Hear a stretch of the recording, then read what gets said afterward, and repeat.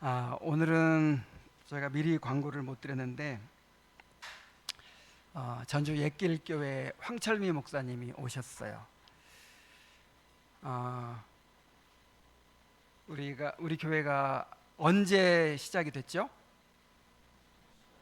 2015년 1월 11일 날 개척 예배를 드렸는데 그날 서로 약속하지도 않았는데 우리 합신 교단 안에 세 개의 개혁교회가 한날 개척 예배를 드렸어요. 그 중 하나가 이제 우리 교회고, 또 안양 인덕원에 있는 한길교회라고 있어요. 그리고 전주 옛길교회 황철미 목사님입니다. 우리가 그 교회가 세워지기 전부터 이제 개혁 신앙을 연구하는 그런 모임들에서 그런 수련회 같은 것도 함께 하고 계속 모임을 가져왔거든요. 그런데 약속이나 한 듯이 한날 그렇게 교회가 시작이 됐어요. 그리고 새 교회가 그래도 그렇게 은혜 가운데서 잘 성장했어요. 전주 옛길교회도 제가 가끔은 소식 이렇게 전하고 했지만 여러 가지 고난 가운데서도 그렇게 교회가 잘 성장해 왔습니다. 그래서 이제 우리 황철미 목사님이 이번에 수원에 있는 합동신학대학원 대학교 그 목회대학원에, 저도 가끔 간 적 있죠. 목회대학원에 공부를 하러 오셨는데 원래 2주간씩이거든요. 그래서 오늘 가서 만나고 그 다음에 다음 주에 이렇게 오시도록 해야겠다, 이제 그렇게 생각을 하고 있었는데 오늘 가서 만났는데 2주간이 아니라 1주간으로 바뀌어버린 거예요. 그래서 오늘밖에 기회가 없어요. 그래서 광고는 못했지만 오늘 오시라고 해서 이렇게 오셨습니다. 그리고 이제 전반기는 가까운 교회들이 강단교류를 하고 후반기는 멀리 있는 교회들과 이제 강단교류를 하잖아요. 그리고 옛날처럼 전에처럼 이렇게 제가 입고 오시는 게 아니고 그냥 맞바꾸는 거예요, 이렇게. 그래서 9월 14일 날 옛길교회하고 강단교류를 합니다. 제가 전주에 내려가고 황철리 목사님이 여기 오실 거예요. 그래서 또 미리 한번 이렇게 와서 또 이제 안면이라도 트고 그러는 게 훨씬 좋겠다. 이왕 이렇게 가까이 오신 김에 그래서 오늘 오시라고 했습니다. 우리 황철리 목사님 오늘 시편 강해를 준비해 주셨네요. 오늘 황 목사님을 통해서. 그리고 제가 좀 부탁을 드렸어요. 저는 잘하는데 우리 성도들은 거의 다 처음 보게 되잖아요. 그래서 본인 소개도 좀 해주시고 또 교회 소개도 좀 해주시고 그렇게 하라고 부탁도 드렸어요. 오늘 잘 알고 앞으로 구체적으로 더 이렇게 기도할 수 있게 되길 바랍니다. 자, 우리 황철미 목사님 나오시겠습니다.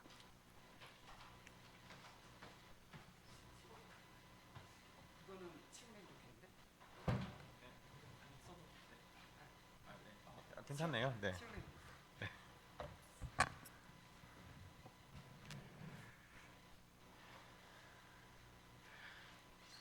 반갑습니다. 사모님 오랜만에 뵙네요. 네. 제가 아는 분이 한 분밖에 안 계셔서. 네, 일단 시편 23편 읽고 시작하시죠. 네, 시편 23편 1절에서 6절인데, 네, 네, 네, 27, 거기 27로 돼 있나요? 네, 맞아요. 네, 그게 저희 시편 강해가 27번째가 23편이어서, 네, 왜냐면 18장이랑 22장이 너무 길어서 그걸 제가 나눠서 했거든요. 그래서 번호가 그렇게 돼 있는 거고요. 네, 시편 23편입니다.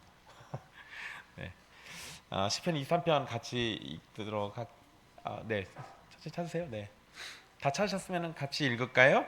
네, 여호와는 나의 목자시니 내게 부족함이 없으리로다. 그가 나를 푸른 풀밭에 누이시며 쉴만한 물가로 인도하시는도다. 내 영혼을 소생시키시고 자기 이름을 위하여 의의 길로 인도하시는도다. 내가 사망의 음침한 골짜기로 다닐지라도 해를 두려워하지 않을 것은 주께서 나와 함께 하심이라. 주의 지팡이와 막대기가 나를 안위하시나이다. 주께서 내 원수의 목전에서 내게 상을 차려주시고 기름을 내 머리에 부으셨으니 내 잔이 넘치나이다. 내 평생의 선하심과 인자하심이 반드시 나를 따르리니 내가 여호와의 집에 영원히 살리로다. 아멘. 네. 목사님이 아까 약간 그 정보를 좀 왜곡하셔가지고 처음에 개척할 때는 제가 사역하는 옛길교회는 합신이 아니었어요. 기장, 한국기독교장로회라고 아마 자유주의 신학교 뭐 교단이라고 아마 들으셨을 겁니다. 네, 그 흉악한 곳에 네. 지금 목사님이 저 심분 세탁해 주신 거예요. 네, 근데 몇 달 전에 저희가 합신으로 교단을 옮겼어요. 그래서 네, 그래서 이제는 이제 확실히 합신 교단이고, 네, 그 전에는 심정적으로만 합신 교단. 네, 원래 교단은 그때는 한국기독교 장로회. 그래서 그때가 아마 제 기억에 1월 마지막 주 목요일 날 마지막 주 목요일인가 금요일인가 저희가 원래 한 달에 한 번씩 모임이 있었거든요. 그러니까 모여가지고 이렇게 안부 인사하는데 요즘 어떻게 지내세요? 그러니까 뭐좀 저희 개척했습니다. 그랬더니 우리도 개척했는데. 그러니까 옆에 박동구 목사님도 우리도 개척했습니다. 그러길래 언제 하셨어요? 그러니까 1월 11일이요. 그러니까 나도 1월 11일인데 우리도 1월 11일인데. 그래서 셋이서 거기서 도원 결의했습니다. 근데 그때가 교회가 개척하면 10개 중에 9개가 문 닫는 때였는데 하나님의 은혜로 새 교회는 살아남아서 네, 아직까지 네. 어쨌든 그렇게 아무래도 같은 날 개척하다 보니까 주님의 교회하고 한길교회, 옛길교회가 심정적으로 이렇게 그때부터 자매교회처럼 이렇게 지냈는데 나중엔 또 이제 갈보리 교회로 이렇게 주님의 교회랑은 또 같이 연합하게 돼서 더 네, 감사하고 기분이 좋습니다. 그리고 여러분 나눠드린 설교문은 원래 9월달에 와서 할 설교문이었는데 아까 밥 먹다가 목사님이 설교 얘기 갑자기 하셔가지고 이거 어떡하지 했는데 뭐 별 수 없죠. 뭐 9월달에 따서 다시 준비해서 네. 원래는 또 제가 설교할 때는 설교문을 좀 다듬어서 해야 하는데 그냥 저희 교회에서 한 설교문 그대로 지금 보내드린 거예요. 근데 제가 설교문을 다듬을 시간이 없어가지고 네, 그냥 양해해 주시고 네, 이해해 주십시오. 일단 네, 설교 이거 나눠드리는 원고 따라서 이렇게 쭉 보도록 할게요. 그 첫 단락은 제가 원래 지난주에 했던 설교 항상 리바이벌 하는 건데 그거는 패스하고 그 밑에부터 이렇게 읽어가면서 말씀드리도록 할게요. 오늘 일단 우리 시편 23편 말씀 함께 살펴보려고 합니다. 시편 23편 너무 잘 알죠. 너무 흔하고 너무 익숙하고 요한복음 3장 16절 말씀하고 함께 기독교인이라면은 아마 많이 알려져 있는, 심지어 기독교인이 아니어도 아는 말씀이죠. 네, 거의 이 말씀은 내 시작은 미약하였으나 나중은 창대하리라 말씀과 함께 네, 세상 사람들이 거의 다 알고 있는 말씀이죠. 그리고 또 가장 많이 사랑받는 말씀이기도 합니다. 시편 23편은 여호와에 대한 두 비유를 사용하고 있는데요. 1절에서 4절까지는 목자이신 여호와를 다루고요. 5절 6절은 손님을 환대하는 집주인이신 여호와를 묘사하고 있어요. 그래서 우리가 이 두 가지 비유가 어떻게 여기 한 시편에서 녹아나 있는가를 좀 보려고 합니다. 1절부터 살펴보도록 하면요. 1절 말씀은 23편 전체 내용의 요약이라고 그리고 또 주제라고 말할 수 있는데요. 다윗은 여호와를 목자로 고백을 합니다. 그리고 목자이신 여호와로 인해서 자신에게 부족함이 없다라고 이야기합니다. 여호와를 이스라엘 민족의 입장이 아니라 개인적인 의미로 나의 목자라고 부르는 것은 구약에서 좀 찾아보기가 힘든 표현입니다. 창세기 48장 15절 말씀에 보면 야곱이 나를 기르신 하나님이라고 표현하는데 여기서 기르셨다라고 번역된 단어가 24편 1절에 목자로 번역된 단어예요. 그러니까 야곱이 하나님을 나의 목자이신 하나님이라 부른 겁니다. 그러니까 그거를 제외하고는 다윗이 시편 23편에서 이 여호와는 나의 목자이시니 할 때 이렇게 표현한 게 유일해요. 그러니까 딱 2번밖에 사용이 안 된 겁니다. 그런데 구약에서는 하나님이 이스라엘의 목자이시고 이스라엘은 하나님이 기르시는 양이다라는 이런 내용은 굉장히 많습니다. 그래서 제가 몇 가지 적어놨죠. 시편 23편 9절 28편 9절, 그 다음에 79편 13절, 80편 1절, 95편 7절, 100편 3절, 이사야 40장, 예레미야 17장, 31장 이런 곳에서는 이스라엘의 목자이신 하나님에 대해서 언급이 많이 나옵니다. 그러니까 이렇게 공동체적인 개념으로 목자와 양이라는 표현을 써서 이 하나님과 우리의 관계를 설명했었는데 다윗이 지금 그걸 개인적인 관계 속에서 쓰고 있어요. 그러면서 하나님께서 이스라엘에게 하신 약속과 은혜가 다윗과 같은 하나님의 백성인 개인에게도 동일하게 허락되고 있다라는 것을 강조한 겁니다. 그러니까 우리가 야곱과 이삭과 아브라함과 이삭과 야곱의 하나님 이렇게 얘기할 때 그 큰 줄기에서 언약이라는 게 흐르잖아요. 근데 그 언약을 아브라함과 이삭과 야곱은 개인이지만 이스라엘 백성들이 그거를 부를 때는 그 개인에게 주신 게 이스라엘 전체에게 준 걸로 이해하고 그 언약을 얘기하거든요. 그런데 그거를 지금 다윗이 개인적인 관계 속에서 또 얘기를 하는 거예요.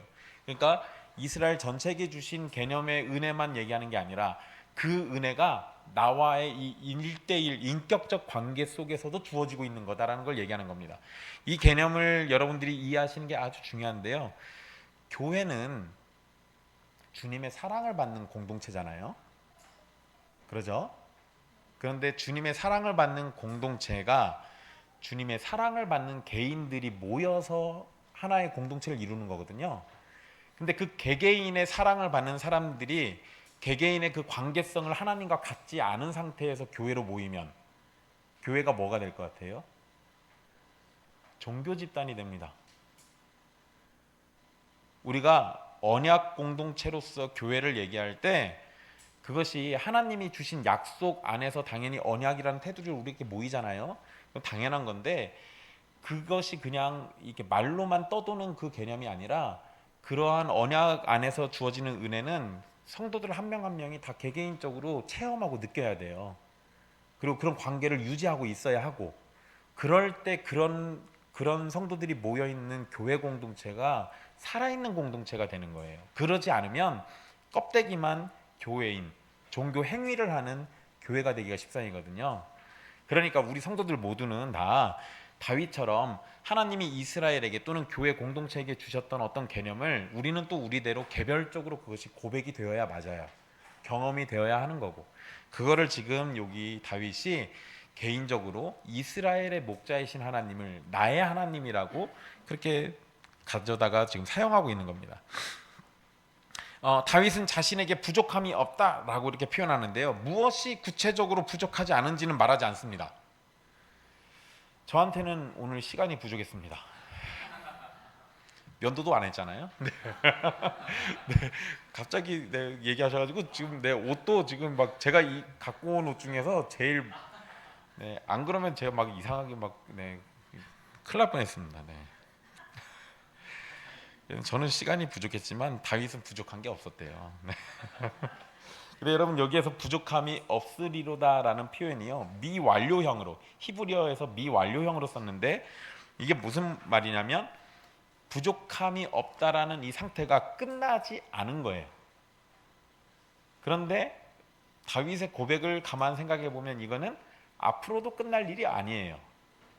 그러니까 과거에 어느 한 시점에 나는 부족한 적이 없었지라고 과거를 회상하는 게 아니에요. 지금 현재만 지금은 별로 부족한 게 없어. 그런데 미래는 불투명해. 이걸 얘기하는 것도 아닙니다. 과거에도 부족한 적이 없었고 지금도 부족함이 없고 앞으로도 부족할 리가 없는 거예요. 왜요? 여호와가 나의 목자시니까. 지금 그것을 고백하고 있는데요. 여러분 다윗이 무엇이 구체적으로 부족한지는 말하지 않았다라고 그랬잖아요. 이거는 다윗이 막연하게 하는 말이 아니라 삶 전체에 걸쳐서 여호와 때문에 어떤 것도 부족함을 느끼지 못한다라고 지금 고백하고 있는 겁니다. 과거와 현재 그리고 미래에 어떤 부족함도 느끼지 못한다라는 것이 다윗의 고백인데요. 남들이 보기에는 부족한 것이 있을지도 모릅니다. 하지만 다윗은 하나님 때문에 스스로에게 부족함이 없다라고 고백을 합니다. 하나님이 목자가 되시기 때문에 필요한 것을 다 채워주시고 돌봐주실 것을 확신하기 때문에 부족함이 없다라고 하는데요. 또한 부족함이 없다라는 고백은 마지막 날 결론적으로 하게 될 고백으로도 이해할 수 있어요. 그러니까 미완료형으로 끝나지 않았잖아요. 끝나지 않으면 언제까지 가겠습니까? 마지막 날까지 가는 거잖아요. 내가 죽는 그날 또는 주님이 오시는 그날 둘 중에 하나일 텐데, 당장은 내게 없는 것이 있어서 불평할지 모르고 부족한 무엇 때문에 불편할 수도 있어요. 그렇지만 고난과 아픔과 슬픔이 있고 병들어 괴로운 날이 있고 억울함 때문에 눈물 흘리는 날이 있을 수도 있어요. 그러나 어느 때든지 목자가 되시는 하나님이 함께 하시기 때문에 우리는 모든 상황을 견뎌낼 수 있고 마지막 하나님 나라에 이르러서는 정말로 나에게 부족한 것이 없었다라고 고백하게 될 겁니다. 여러분, 주님의 교회가 한동안 목사님 때문에 많이 힘드셨죠? 목사님 낯빛이 굉장히 어두워지셔가지고, 네. 그리고 목사님 힘들어지고 좀 괜찮아지시고 난 다음에 제가 힘들어졌었어요. 네, 그래서 옛길교회도 죽을 뻔했습니다. 거기 또 옛길교회는 근처에 와서 설교해 주실 목사님도 없어요. 그래가지고 그냥 저 혼자 했거든요. 부족한 게 있더라고요. 그때는 부족한 줄 알았습니다. 근데 제가 성도들한테 부탁을 했어요. 나 좀 사임하게 해달라고. 좋은 목사님 모셔서, 건강한 목사님 모셔서 설교하면 어떨까요? 그랬더니 교인들이 저한테 뭐라 그러냐면, 아직 쓸만하니까 입 다물고 가만히 있어요 그러더라고요. 그래서 정말 못 쓸 것 같으면 그때 자기들이 얘기하겠대요. 근데 그때 제가 막 설교단에서 달달달달 떨면서 설교했어요. 공황장애가 너무 세게 와서. 그래서 남들 앞에 서질 못하는데, 뭐 교인들은 괜찮대요. 네, 쓸만하대요. 그래서 우리 교인들 참 취향이 특이하구나. 목사가 울면서 설교하는데 그것도 괜찮다고 그러고. 그래서 근데 시간이 지나고 나서 보니까 교인들은 그걸 인내한 거겠죠. 뭐가 좋았겠어요. 근데 그 인내의 시간이 지금은 건강해진 목사, 또 그 시간을 견디면서 자기들이 성장한 그 과정, 그러다 보니까 그때는 우리가 부족한 줄 알았는데 시간이 지나고 보니까 그 모든 것들이 우리에게 부족함이 없으리로다라고 고백하도록 만들어주고 있어요. 그러니까 다윗의 고백도 이런 차원일 겁니다. 1절에서 여호와께서 이 목자이시고 여호와로 인해서 부족함이 없다고 고백한 것에 대해서 목자와 양이라는 관계 속에서 어떻게 부족함이 없는지에 대해서 2절에서 설명을 합니다. 푸른 풀밭과 쉴만한 물가는 양들에게 있어서 가장 필요한 풀 그리고 물, 이 두 가지를 풍성하고 안전하게 얻을 수 있다는 것을 알려줍니다. 푸른 풀밭에 누이신다 라는 것은 목자가 양을 풀밭에서 먹이시고 양은 목자를 믿고 맹수나 대적들의 공격에서 안전할 것을 확신하고 평안하게 누워서 쉬는 모습을 생각나게 합니다. 그런데 여러분, 양은 서서 자요. 양이 자는 거 보신 적 있으세요? 양이 혹시 대자로 뻗어서 보는 거 본 적 있습니까? 개들은 그렇게 자요. 그죠? 집에서 여러분들 개 키우시는 분들은 한 번씩 보실 겁니다. 개가 사람처럼 막 뒹굴어 다니면서 자는 거. 개 왜 그렇게 자요? 내가 그렇게 자도 나를 죽일 만한 것이 우리 집에 없거든요. 그러니까 배를 드러내고 자죠. 지가 사람인 줄 알고. 그죠? 근데 양은 절대 그렇게 못 잡니다.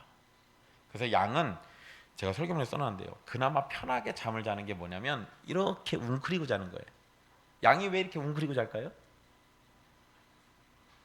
뭐가 파삭 소리 나면 잽싸게 튀어나가려고. 그러니까 이게 서서 자다가 애가 서서 자다가 한 번씩 쓰러져요. 서서 자니까. 그러다가 다시 일어나서 또 서서 막 졸고 이러다가 그나마 좀 편히 자는 게 살짝 웅크리고 자는 거예요. 그냥 양은 누워서 자질 못합니다. 겁이 많아서. 양은 스스로를 지키지 못하는 짐승이기 때문에 위험이 감지되면 바로 도망가야 해서 잠을 서서 자거나 웅크리며 자는 거예요. 여러분, 양이 자기 몸을 보호할 수 있는 무기가 뭐가 있죠? 음메. 그거 하면은 사자가 땡큐죠. 아이 저기 있네. 어휴, 하나님 감사합니다 하면서 감사기도 하면서 와서 먹겠죠 뭐. 양이 뿔이 나기도 하는데 양의 뿔은 보통 공격용으로 잘 못 씁니다. 그리고 양이 뿔이 나면은 이렇게 돌아가지고 자기를 찔러요 또. 그러니까 양의 뿔이라는 게 사실상 별 도움이 안 돼요. 양은 발톱도 뭐 보잘것 없잖아요. 그런 게 뭘 싸우겠어요. 양은 그냥 포식자들에게 먹히는 먹이일 뿐이에요. 그러다 보니까 얘네들은 상태가 웅크리면서 자는 게 전부인 겁니다. 그런데 그런 양이 누워서 쉰다는 건 그 상태가 완전히 안전하고 신뢰가 되고 정말 평안한 상태라는 거예요. 이 얘기를 누가 하고 있죠 지금? 이 다윗이잖아요. 다윗의 원래 직업은 목자예요. 목동. 누구보다도 양이 웅크리고 자는 것을 많이 본 사람이에요. 그런데 목자가 정말 기가 막히게 잘 지켜주면 간혹 가다가 그거를 완전히 신뢰하는 양들은 누워서 자겠죠.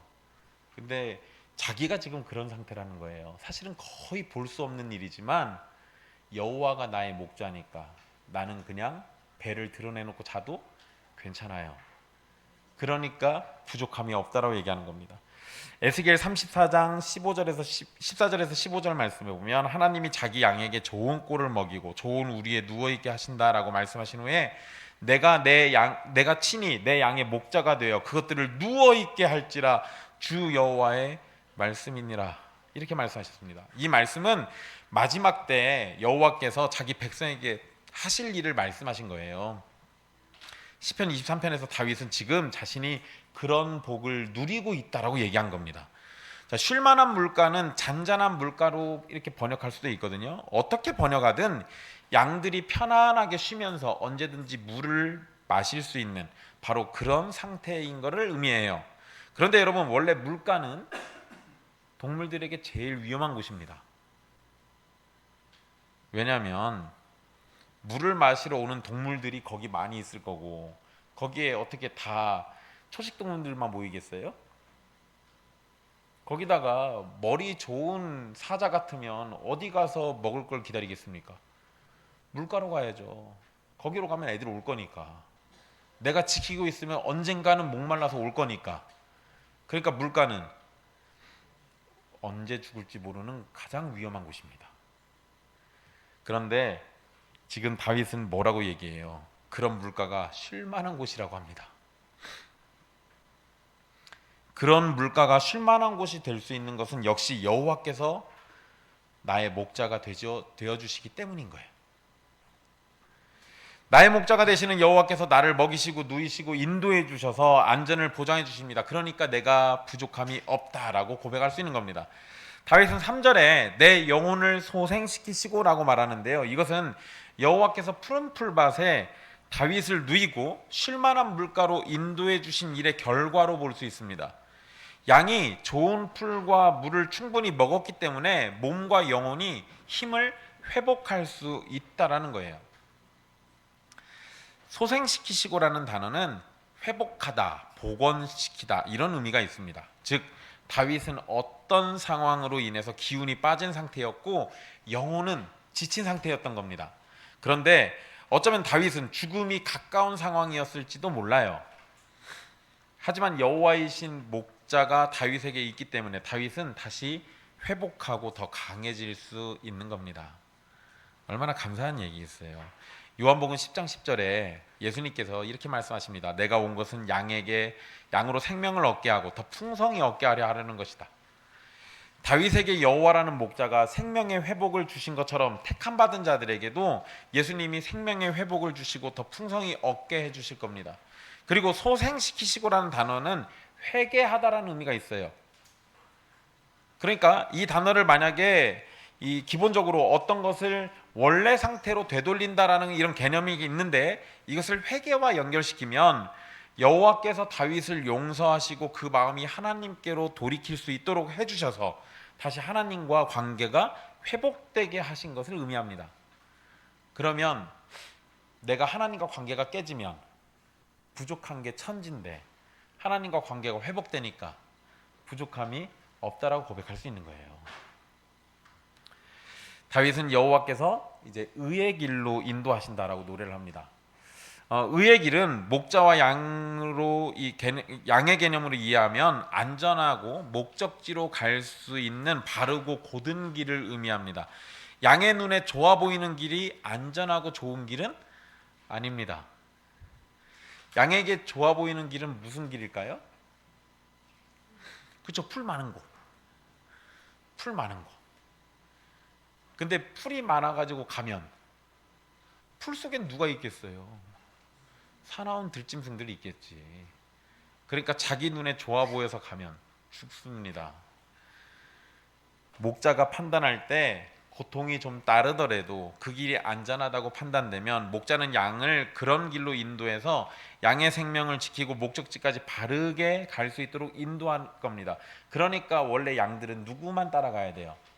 목자만 따라가야 돼요. 근데 만약에 목자 안 따라가면 그쵸, 결국은 떨어져 나와서 죽어요. 제가 이렇게 얘기하면은 또 아니 저 황 목사가 그러면은 우리 교회 목사님 잘 따라가란 얘기인가? 아니 여기 목자가 지금 목사가 아니고 하나님이잖아요. 오해하지 마십시오. 목사 쫓아가면 죽습니다. 목사는 여러분들에게 중생과 칭의와 성화를 주지 못해요. 그거 주실 수 있는 분을 따라가시고 목사가 그분을 따라서 말씀할 때만 귀를 기울이세요. 혹시 딴소리 하면 어떡하실 거예요? 딴소리 하면 제가 이따 연락처 남겨놓고 갈게요.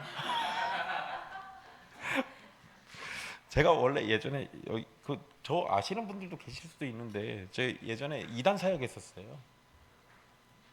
네, 그래서 네 진호수 목사님이랑은 그 전에도 네, 진영식 목사님하고도 친해요. 네, 그 약간 제가 원래 하나님의 교회한테 그 진용식 새끼마귀였어요. 제 호칭이. 제가 원래 주로 싸우던 게 하나님의 교회였거든요. 그래서 네 거기 그래서 제가 이단들 잘 찾아냅니다. 네, 연락처 남겨놓을 테니까 혹시 이상 얘기하시면 바로 네. 여러분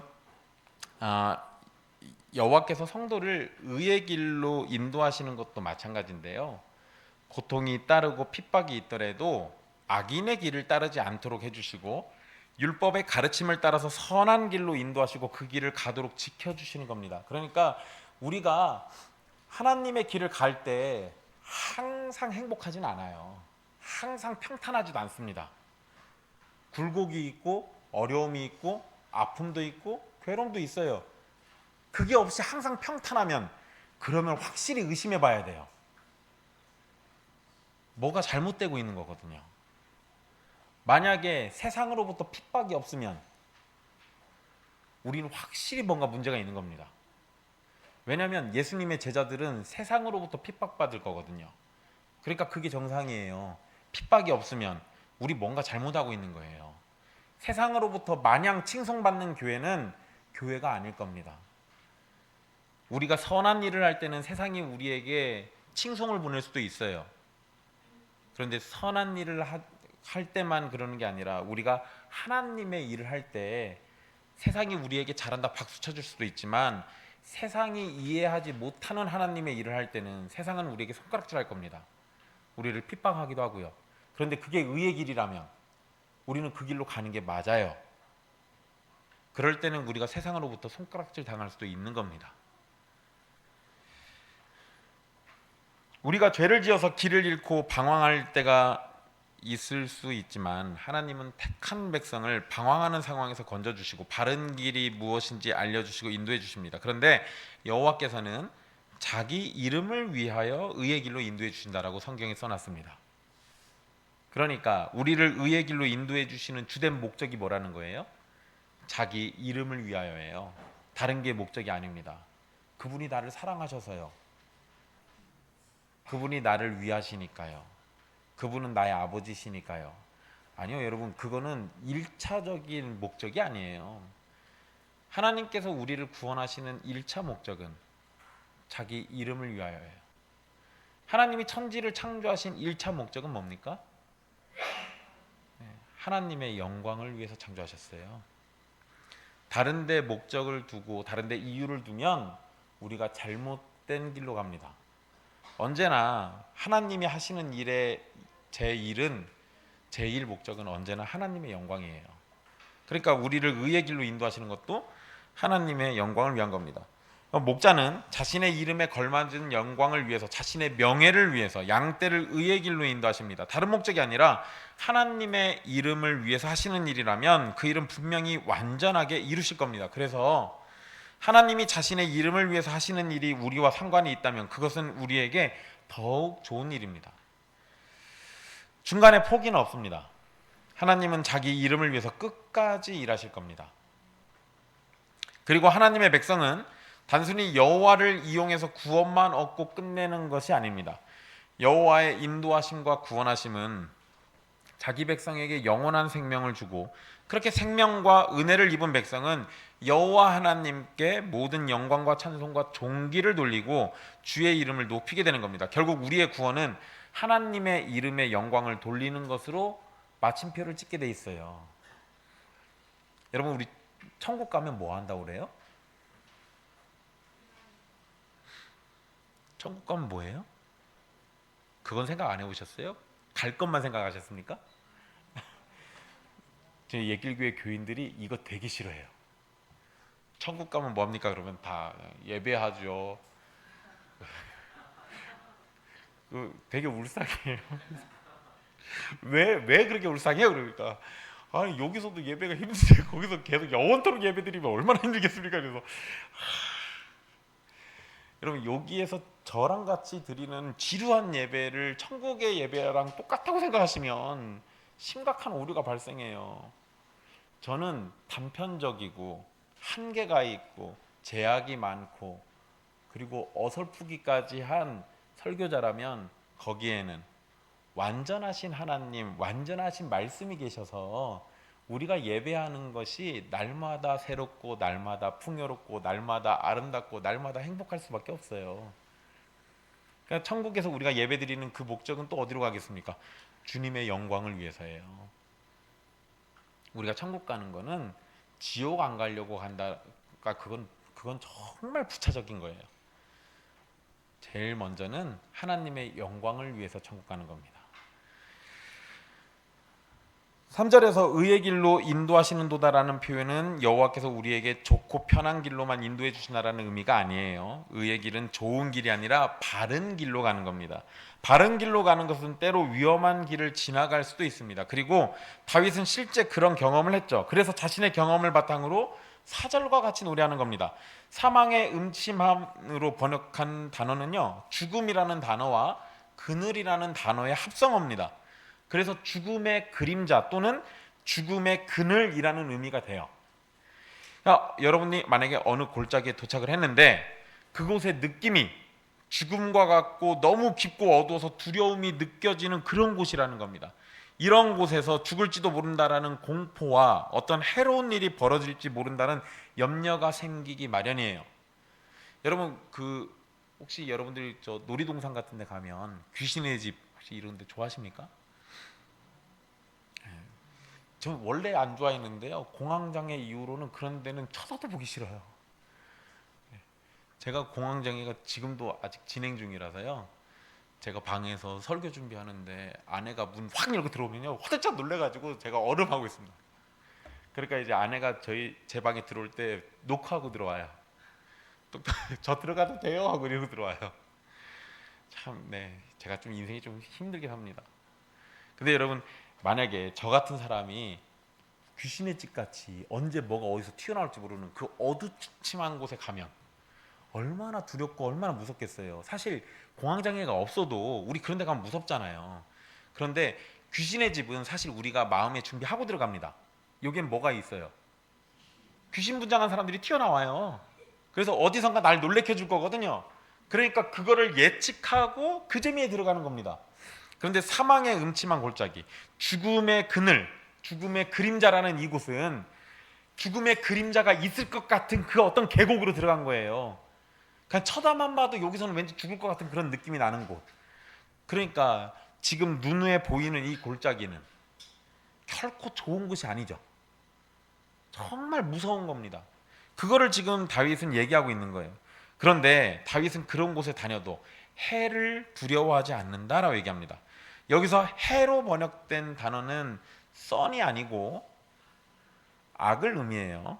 문맥에서는 어떤 종류의 위험을 의미하는 겁니다. 즉 다윗의 표현은 모든 종류의 악이 자신을 향할 수 있다라는 것을 말하는 겁니다. 하지만 두려워하지 않는 이유는 바로 뭐 때문에 그래요? 주께서 나와 함께 하시기 때문입니다. 주님이 나와 함께 하시기 때문에. 주께서 함께 하신다라는 것은 동행한다라는 의미만이 아닙니다. 이것은 하나님께서 나의 삶에 구체적으로 간섭하신다는 의미예요. 네가 어디로 가든지 내가 너를 따라다닐 거야, 이런 정도가 아니라 내가 무엇을 하든지 내가 쫓아다니면서 너를 나의 뜻대로 움직일 거야, 이 얘기예요. 곁에 따라다니면서 내가 어떻게 되는지 가만히 지켜보기만 하는 건 사실 아무런 위로가 안 됩니다.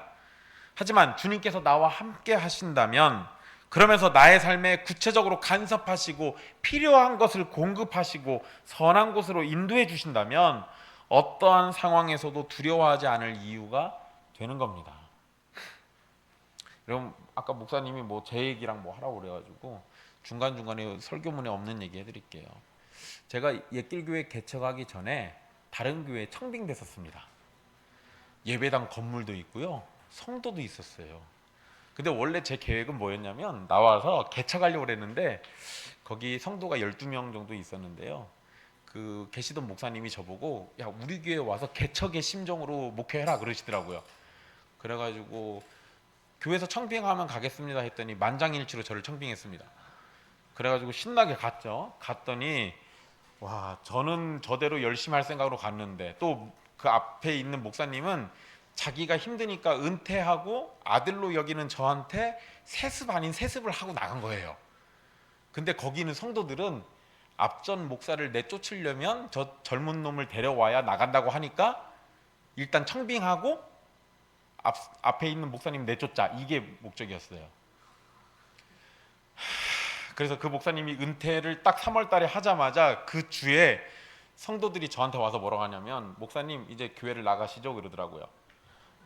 제가 청빙된 지 2달 만에 그래서 왜요? 그러니까 이제 목사님 이제 필요 없으니까 나가세요 이러더라고요. 자기네들은 데려오고 올 여자 목사가 있대요. 그래서 그 할머니랑 같이 잘 지낼 거니까 나가라고 그래가지고, 그래서 제가 그래도 내가 장로교 목사인데 장로교 질서대로 하면 내 맘대로 못 나간다, 노회에다가 절차를 밟아야 한다, 조금만 기다려달라, 내가 나갈 테니까 절차대로 해달라 했는데 그분들이 지금 당장 나가라고 그러더라고요. 난 내 맘대로 나갈 수 있는 게 아니다. 우리 장로교인데 그래도. 그래서 내 맘대로 나갈 수 있는 것도 아니고 그 할머니 목사님도 맘대로 데려올 수 있는 게 아니다. 그러니까 좀만 기다려달라 그랬더니 이분들이 그걸 못 기다려가지고요, 노회에다가 제가 신천지라고 신고를 했어요.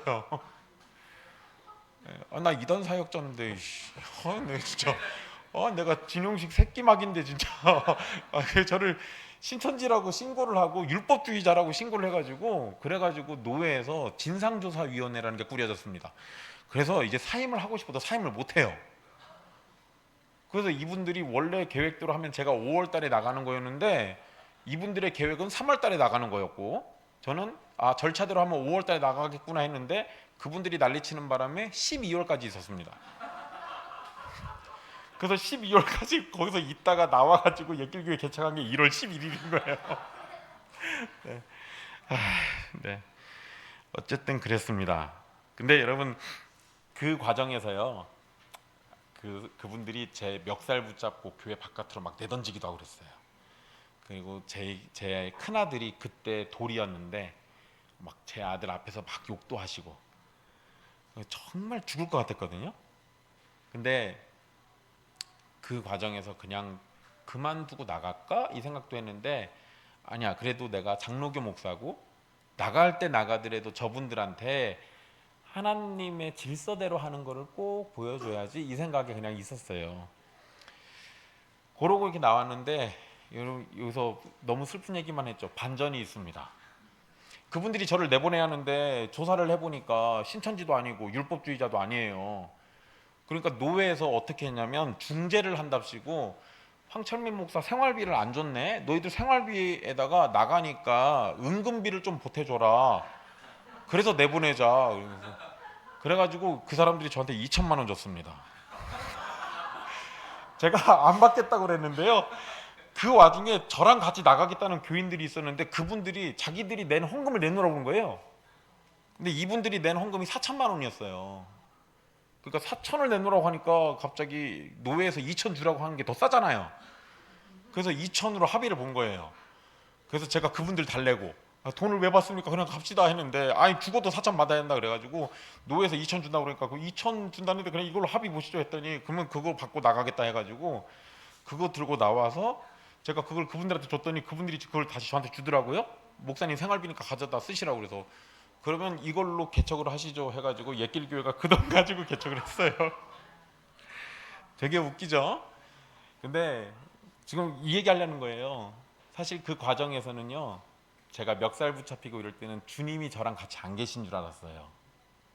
정말 죽을 것만 같았고 한 번은 수요일 날 교회를 가는데 교인들이 아무도 안 와요. 그래도 제 아내랑 저만 예배당 가서 지키고 있는 거예요. 가는 길에 제 차가 사거리 한복판에서 멈췄어요. 나름대로 전주의 번화가인데 거기 한가운데 딱 멈춰가지고 차가 안 움직여요. 그래서 비가 막 내리는데 제가 뒤에서 차를 밀고 한쪽에다 차 받쳐놓고 아내는 차 안에서 울고 있고 저는 혼자서 택시 타고 교회로 갔어요. 혹시 성도들 왔을까봐. 아무도 안 오셨더라고요. 그러면서 오면서 우리가 이게 무슨 짓인가, 하나님이 우리를 진짜 사망의 음침한 골짜기로 밀어넣고 계시구나 생각을 했는데 그 과정이 지나고 나서 옛길교회 개척되고 나서 성도들이 모이고 이렇게 되면서 그것 지나갔던 일들이 다 위로를 받기 시작했어요. 그리고 그냥 지금은 웃으면서 얘기하잖아요. 사실은 지금은 이제 저를 쫓아냈던 분들 걱정합니다. 저를 내보낼 때 대출을 받아서 주셨더라고요. 그 돈은 다 갚으셨는지. 거기다 또 여자 목사님 데려왔는데 여자 목사님은 또 자기 남편을 데려왔어요. 근데 남편이 장로님이에요. 다른 교회 장로님인데 장로님을 데리고 오셔가지고 당회를 구성하셨어요. 교회 당회가 구성되면은 교회 중요한 일은 어디서 결정하죠? 당회. 원래 이분들은 허수아비 같은 할머니 목사 데려다가 자기들 맘대로 하려고 했는데 이 할머니는 자기 남편을 데려와서 당회를 구성했어요. 그래서 그분들이 쫓겨났어요. 그래서 제가 제 아내한테 그분들 우리 교회로 오라고 하면 안 될까 그랬더니 입 다물고 가만히 있으라고 그래가지고 네, 입 다물고 가만히 있습니다. 근데 뭐 그분들이 오셔서 또 난리 치시더라도요. 아니요, 뭐 괜찮아요. 주님이 함께 하시면 그것도 또 이겨내겠지. 여러분, 주님이 함께 하신다라는 게 그냥 마냥 행복하진 않습니다. 그 과정에는 어려움도 있고 아픔도 있고 슬픔도 있고 괴로움도 있고 죽을 것 같은 고비들도 있고 그런데 주님이 함께 하시면 그 모든 것들이 위로받는 날이 찾아오는 거예요. 왜냐하면 주님이 세밀하게 간섭하고 계시기 때문에 우리가 미처 알지 못한 상황 속에서 위로를 이미 받고 있는 거거든요. 어느 순간 우리의 눈이 열리면 주님이 우리와 함께 동행하시면서 어떻게 은혜 베풀고 계신지를 깨닫는 날이 올 겁니다. 그것이 신자들이 경험하는 하늘의 위로예요. 그거를 지금 다윗이 이렇게 표현하고 있는 겁니다. 다윗이 해를 두려워하지 않는 이유를 주께서 함께 하신다라고 말했는데요. 이것과 함께 두 번째 이유가 또 있는데 주의 지팡이와 막대기를 언급합니다. 지팡이하고 막대기는 언제 쓰죠? 네. 제 아들들은 칼싸움 할 때 씁니다. 물론 뭐 저는 메타작 할 때 쓰죠. 네, 여러분 여기서 나오는 지팡이와 막대기는 여호와 하나님과 연결이 되는데요. 일단 주님께서 단지 함께 하신다는 것만 이야기한 게 아니에요. 그분은 자신의 지팡이와 막대기를 가지고 적극적으로 양들을 지키십니다. 이거 폼으로 들고 계신 거 아니에요? 짐승들의 공격과 대적의 위협을 막고 물리쳐 주신다라는 겁니다. 지팡이는 규라고도 번역을 하거든요. 여러분 이거 아마 들어보신 적이 있을 거예요. 에스더서에 보면 왕의 규를 이렇게 딱 에스더한테 이렇게 해가지고 에스더가 앞으로 나오잖아요. 그때 그게 이거 막 이게 지팡이. 그러니까 규라는 게 이게 좀 짧은 지팡이를 얘기하는 거거든요. 근데 이거는 보통 왕들이 손에 들고 있으면서 왕권을 상징하는 겁니다. 그래서 지팡이는 왕의 권세 또는 정의를 상징하고 막대기는 자비를 상징한다. 뭐 많은 분들이 이렇게 얘기를 해요. 그런데 여러분 이렇게 의미를 잡아도 상관은 없는데요. 그냥 여기에서 목자가 양을 지키고 인도하는 도구로 지팡이와 막대기 두 개를 다 쓰고 있다고 생각하시면 됩니다. 여러분 생각을 해보세요. 사자가 공격하고 있는데 목자가 규는 왕권을 상징하니까 나름대로 권세가 있는데 이걸로 사자를 때리면 좀 그러잖아요. 그럼 이거는 한쪽으로 제껴놓고 다른 거 막대기로만 이렇게 때려요? 이럴 리가 있겠습니까? 지팡이와 막대기를 들고 있다는 얘기 왜 했겠어요? 누가 오든 이걸로 사자같이 두들겨 패가지고 내 양들 지키겠다는 얘기죠. 그러니까 이 두 개를 얘기한 거예요. 결국은 혹시 아빠가 막대기로 막 때리시니?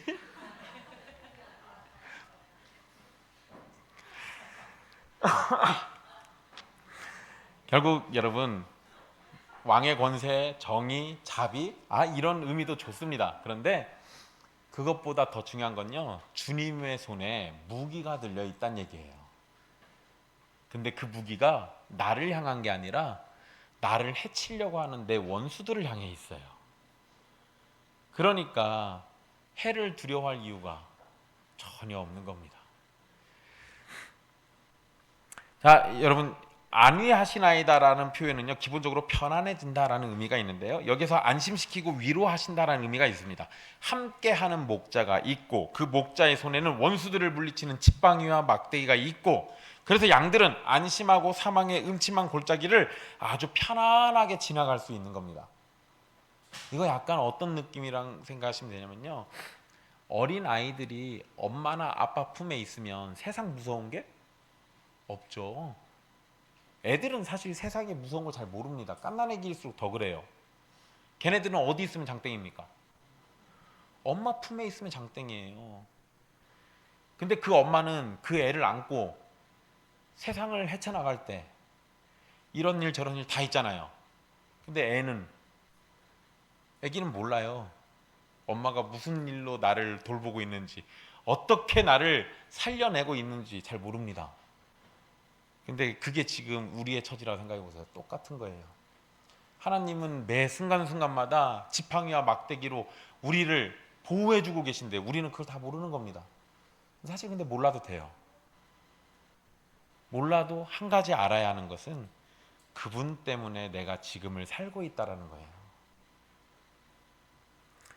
5절에서는 이제 분위기가 바뀝니다. 여호와의 집에 도착한 후에 잔치가 열리는 상황이 묘사되는 건데요, 여호와의 집에 잔치가 열리는 상황인데 내 원수의 목전에서라는 표현이 등장합니다. 여러분, 이거 약간 좀 우스갯소리일 수도 있는데요, 혹시 변승우라는 목사 아세요? 큰믿음 교회라는 이상한 교회가 있었는데 지금은 이름을 사랑하는 교회라고 바꿨습니다. 2단이에요, 2단. 여러분들 막 또 검색하셔가지고 막 은혜 받으려고 찾아보시지 마시고 큰일 납니다. 제가 이제 해드린 얘기 들으면 더 웃기실 거예요.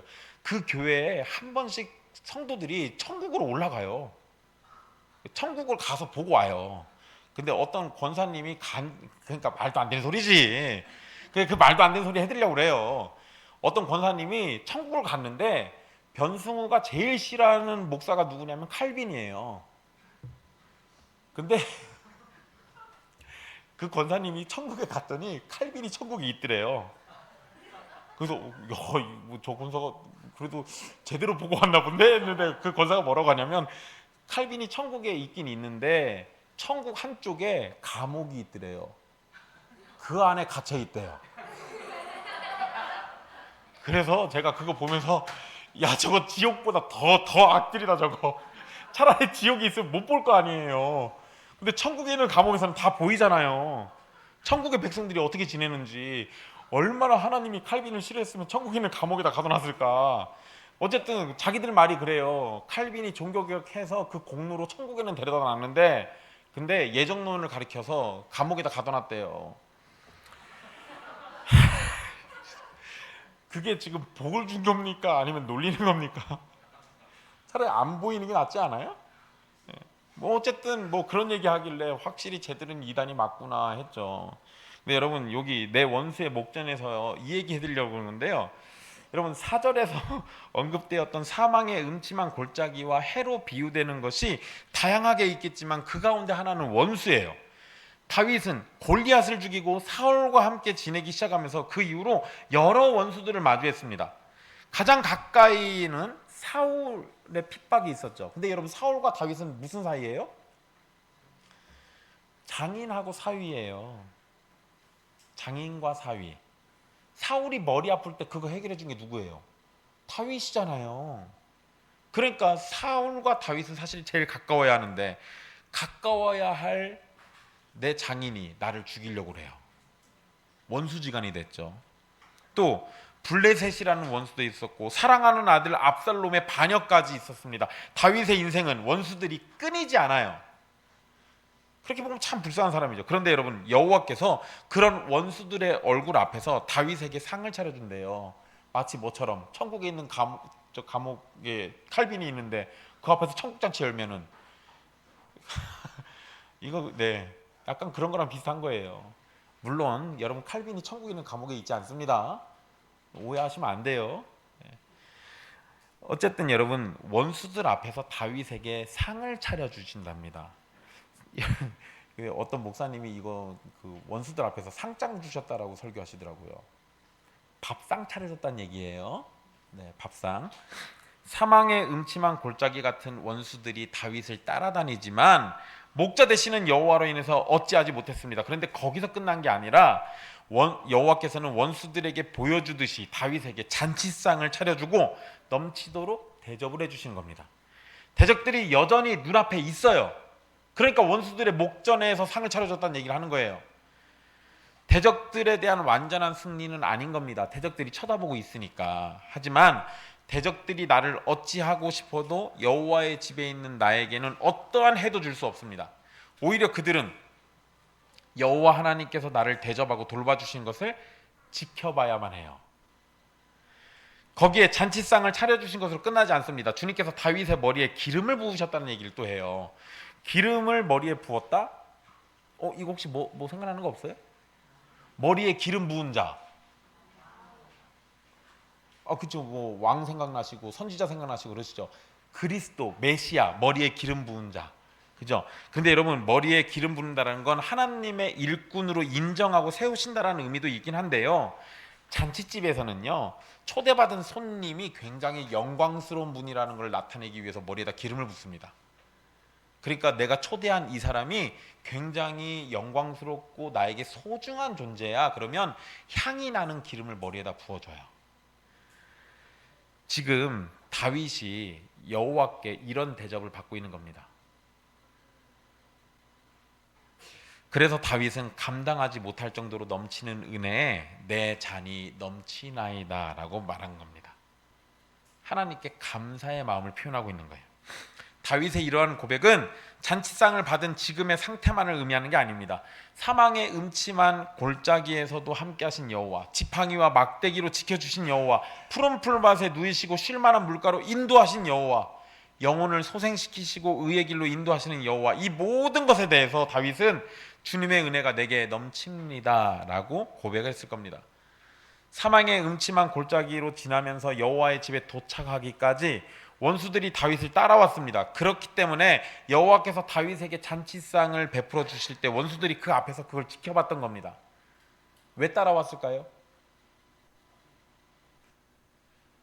기회만 있으면 어떻게든 해보려고. 기회만 있으면 어떻게든 다윗을 집어삼키려고. 베드로서에서도 나오잖아요. 마귀가 어떻게 하려고 그래요? 할 수만 있으면 우리 집어삼키고 싶다니까요. 그러니까 맨날 쫓아다니죠. 근데 얘 원수들이 그랬다고요. 그런데 그렇게 원수들이 따라다녔지만 어쩌지 못합니다. 왜요? 다시 처음으로 돌아가죠. 여호와는 나의 목자시니까. 그러니까 결코 나를 어쩌지 못하는 거예요. 이제 여호와께서 원수들이 따라다니던 다윗에게 선하심과 인자하심이 따르도록 만들어 주십니다. 그것도 다윗의 평생에 반드시 따르도록 하십니다.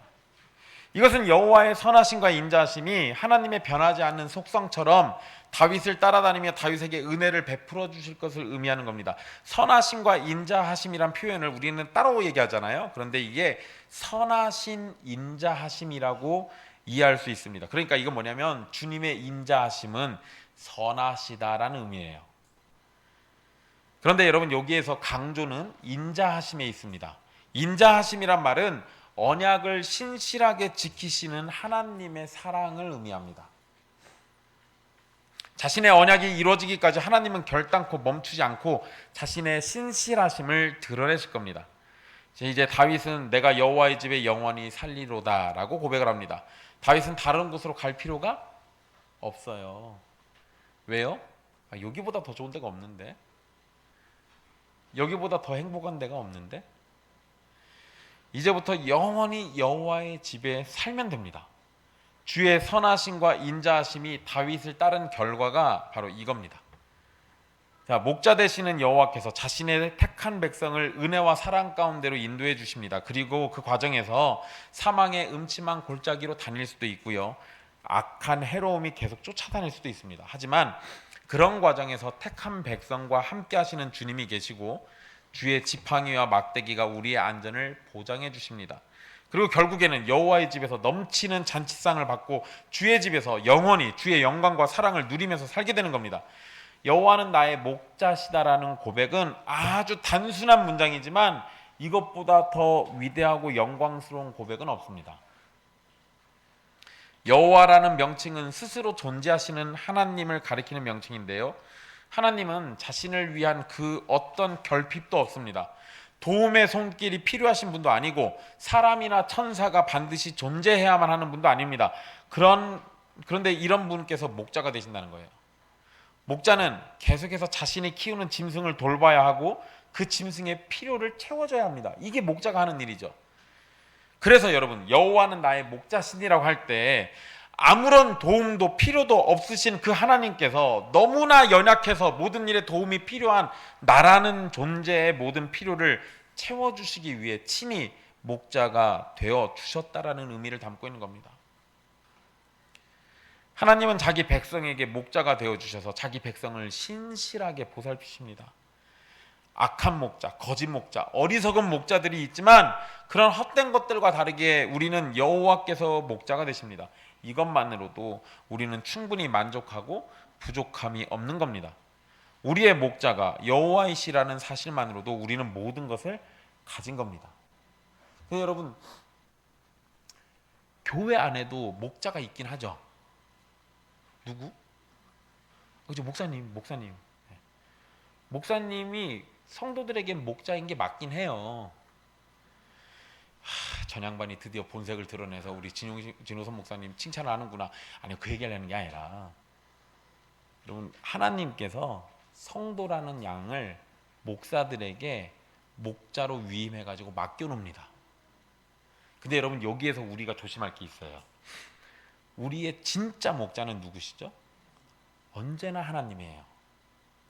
그럼 목사는 그 하나님이 임명해서 직분을 맡겨놓은 거예요. 제가 뭔 얘기 드리려고 하냐면, 목사는 그런데 하나님이 아니라서 완벽한 목자는 아니에요. 목사는 여러분들에게 모든 필요를 채워줄 수 있는 존재가 아닙니다. 그러다 보니까 목사를 쳐다보면 결핍이 발생합니다.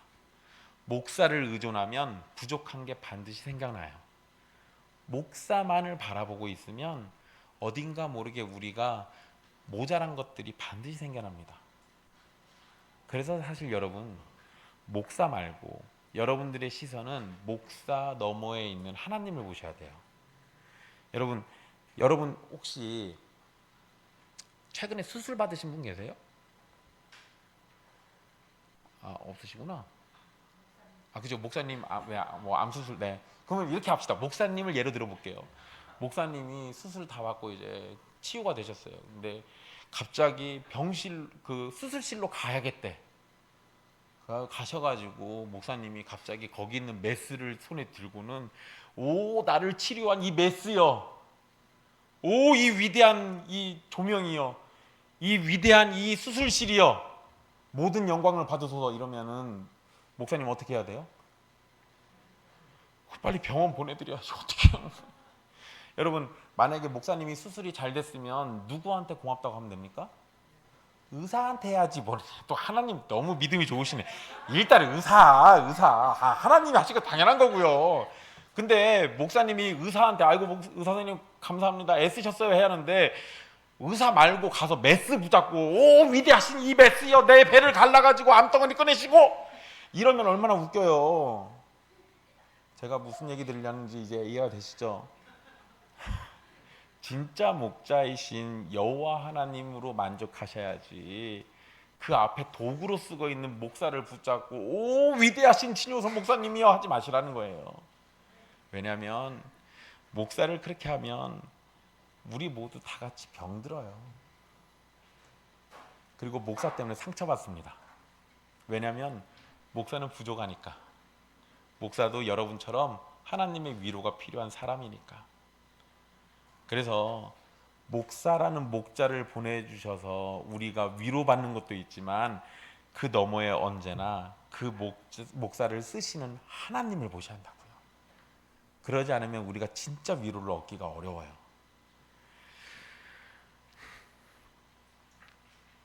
다윗이 노래하는 목자이신 여호와는 우리 주 예수 그리스도 안에서 사실 완전하게 보여집니다.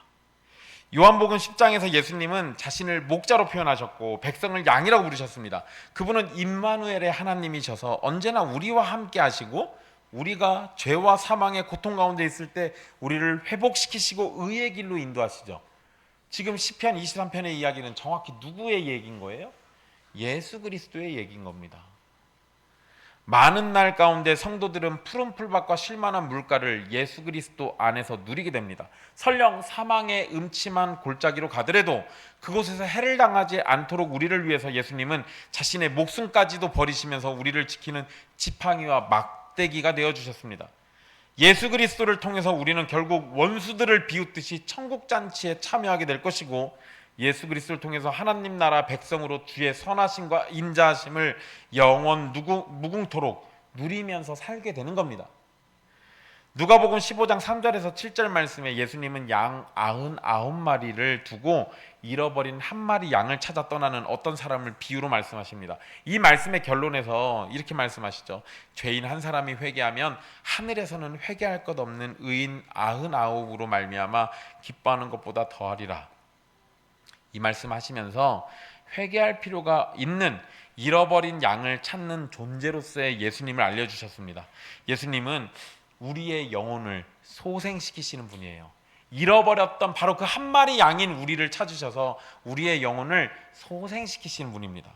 우리를 회개하도록 은혜를 베풀어 주시는 분이고 그렇게 우리를 가장 좋은 상태가 되도록 하셔서 하나님 나라에 들어가게 하시는 분입니다.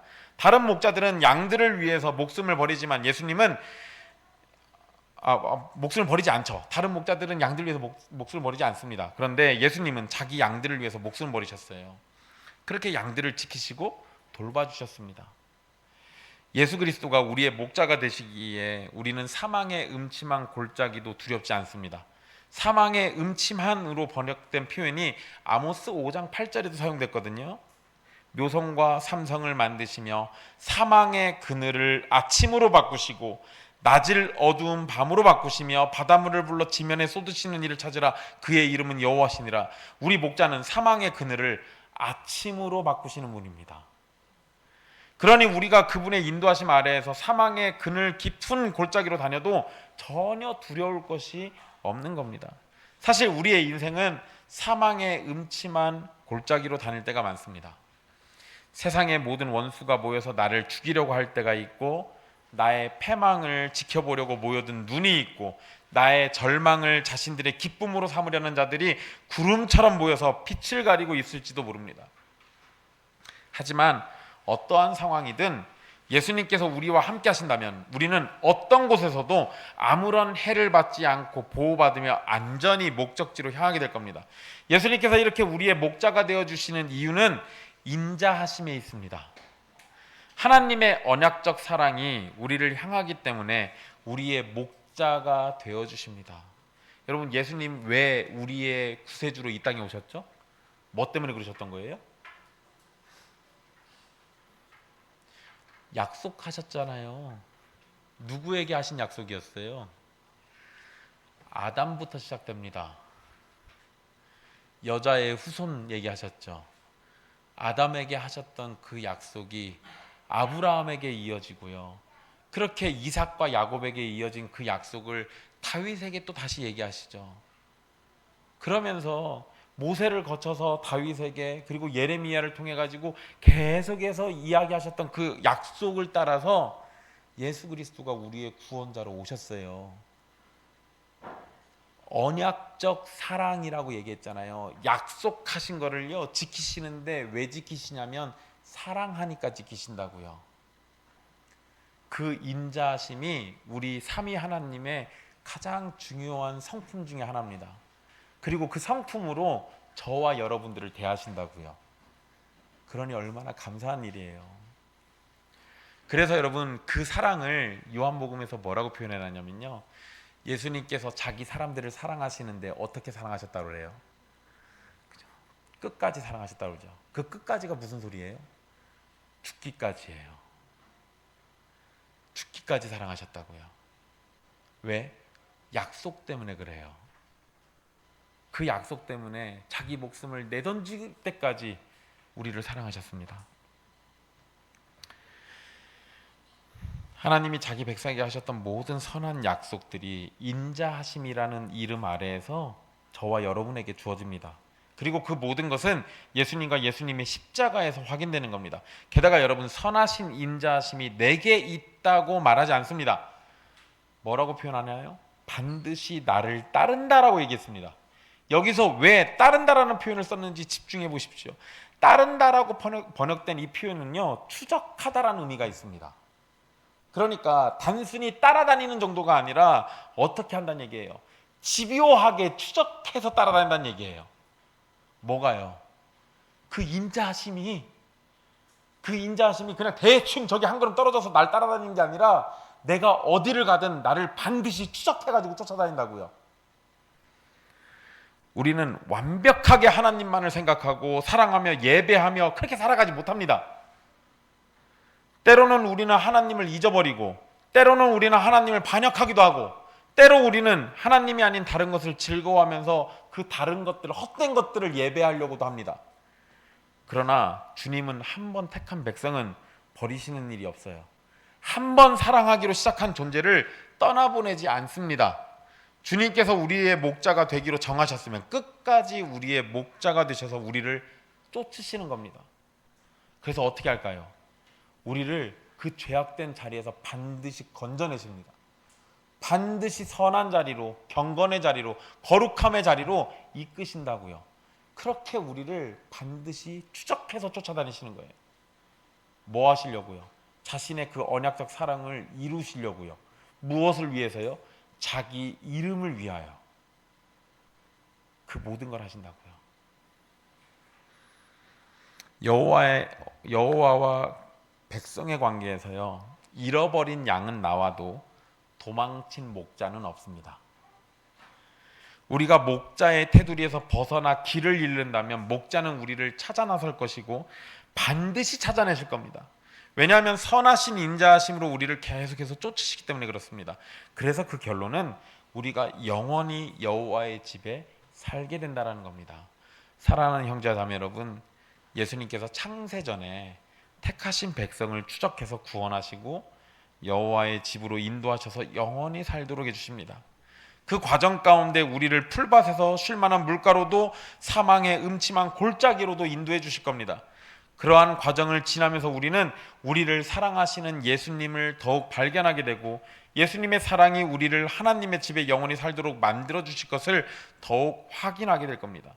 시편 23편의 노래가 여러분의 노래가 되기를 간절히 바랍니다. 우리 주 예수 그리스도라는 아름다운 목자가 여러분 앞에 있습니다. 양은 목자의 음성을 안다고 했습니다. 우리의 목자 되시는 예수님의 음성을 들으시고 그분을 따르십시오. 그분을 사랑하시고 그분의 인도하심을 기뻐하십시오. 간혹 원수들이 가득한 사망의 그늘로 데리고 가실지도 모르지만 그 길 너머에서는 원수들의 목전에서 잔치상을 베풀어 주시고 우리를 존귀하게 대접하시고 우리의 잔이 넘치도록 해주실 겁니다. 그러니 우리의 목자가 되시는 예수님을 믿으십시오. 그분을 따르고 그분을 사랑하십시오. 주의 선하신 인자하심이 여러분에게 있기를 간절히 소망합니다. 기도하겠습니다. 하나님, 주님이 세우신 주님의 교회에서 시편 23편의 말씀을 함께 나눌 수 있도록 은혜 주셔서 감사합니다. 여호와 하나님께서 다윗의 목자이셨듯 우리의 목자가 되어 주셔서 또한 감사드립니다. 또 그 목자이신 하나님이 친히 육신을 입고 우리에게 오셔서 우리의 영원한 구원자가 되어 주신 것 참으로 감사드립니다. 더욱 감사드리는 것은 우리의 구원자이신 예수 그리스도가 또 그분의 선하신 인자하심이 영원토록 우리를 따르게 해주셔서 여전히 부족하고 흠이 많은 우리지만 주님의 사랑으로 우리를 계속 추적하시고 따라와서 우리를 회복시켜 주시고 소성케 하여 주셔서 감사드립니다. 때로는 우리가 사망의 그늘 아래에서 슬피 울며 주저앉을 때도 있지만 그런 우리를 반드시 쫓아오셔서 다시 일으켜 세우시고 주님의 집으로 끝까지 인도해 주시는 주님의 손길을 내비쳐 주셔서 그 또한 감사드립니다. 아버지 하나님, 주님의 교회 모든 성도들이 시편 23편을 노래하면서 주님의 집으로 들어가는 영광의 날들을 맞이하게 하여 주시옵소서.